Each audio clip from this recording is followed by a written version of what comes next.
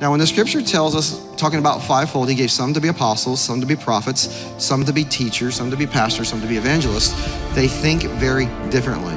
For example, there's a car wreck. I'll get into just a few of the fivefold, how they would think. There's a car wreck and the pastor is gonna be the first person on the scene every time because the pastor is people-oriented. When the paramedics show up, they're like, okay, I'm here and this is so-and-so. This is Susie. Susie has 3 children, Billy, Bob, and Joe, and this is her husband. He knows all those details because he cares about the people. The evangelist shows up. He's looking at the pastor taking care of it. The EMS show up. The evangelist is gonna be a little bit later. Shows up, looks at the crowd and says, I wonder if these people know Jesus. This could have taken their life. And begins to talk to people about their soul.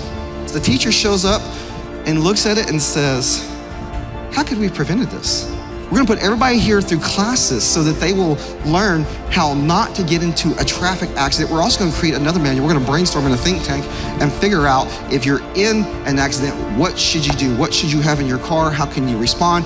The prophet shows up, begins to see people, starts giving words, calling stuff out of people, unlocking people, right? The prophet shows up completely different because it's what is God saying in this moment? And so we are one body and it's real important, but we have to understand you and me, our function is not the same. Even if you feel called to be a pastor, my function and yours are not the same. You can be multiple things. I can work in prophecy and I do sometimes, but I don't consider myself to be a prophet.